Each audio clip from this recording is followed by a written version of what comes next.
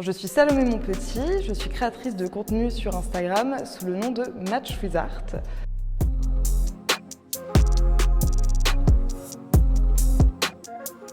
Alors les galeries, ça va faire quelques années effectivement que j'ai poussé la porte de ces endroits un peu mystiques pour découvrir l'art d'une autre façon que dans les musées.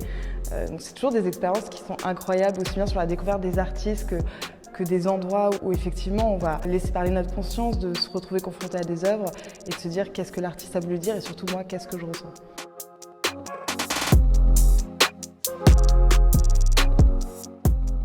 Donc la première galerie, c'est Pacte, qui va exposer des œuvres de l'artiste Émilie Ludwig Schaffer. C'est la troisième exposition de l'artiste.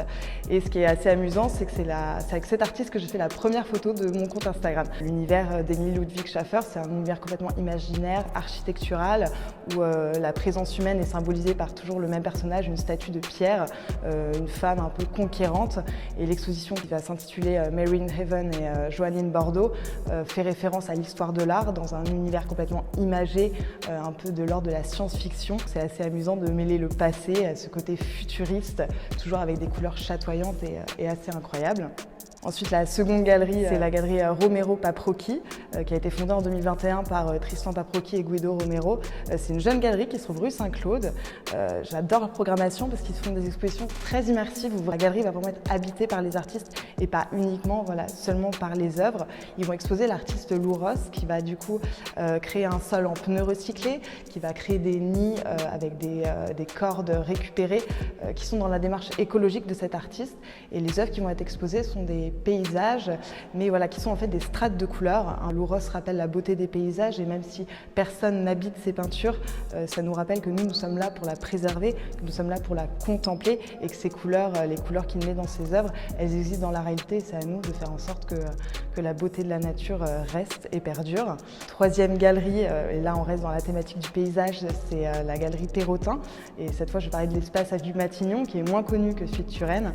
Ils vont exposer des œuvres de l'artiste Salvatore Mangene, plus connu sous le nom de Salvo. Donc c'est un artiste qui est né en 1947 et qui a disparu en 2015. Donc c'est un artiste moderne qui a vraiment eu l'essor de son art dans les années 70, à l'époque des avant-gardes, donc à l'époque de l'art vraiment conceptuel. Et il a décidé en 73 d'avoir une totale rupture avec son œuvre et de faire des paysages vraiment à l'esprit naïf, des paysages vraiment qui ne reproduisent pas la réalité. On est vraiment sur des formes très douces, des aplats de couleurs incroyables.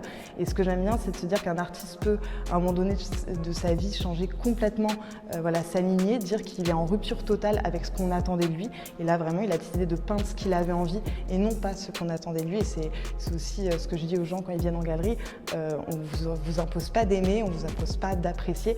En fait, on a le droit de penser ce qu'on veut face à une œuvre et c'est ça que je trouve formidable avec l'art, c'est qu'on a une liberté de penser face à ce qu'on nous montre. Et la dernière galerie où je me trouve, c'est la Stems Gallery avec les œuvres de Karine Lyons, où on va retrouver, en fait, c'est un peu des réminiscences de son adolescence. C'est un peu, on voit donc cette adolescente assise, qui réfléchit à ce passage un peu ambivalent entre l'adolescence et l'âge adulte. Je pense que tout le monde peut s'apparenter à cette notion qui est un peu complexe. On ne sait pas trop ce qu'on va devenir, on sait à quoi on renonce, mais on ne sait pas où on va aller.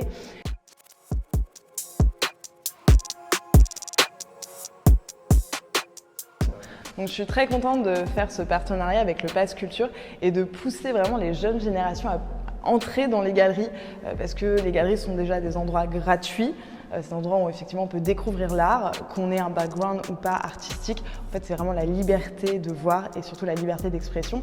Et c'est ce que prône effectivement Paris Galerie Weekend, notamment avec le Pass Culture. Et donc dans le cadre de Paris Galerie Weekend, il y aura un parcours qui sera organisé le samedi 27 mai au départ de la Stems Gallery à 14h30 afin de vous faire découvrir différentes expositions.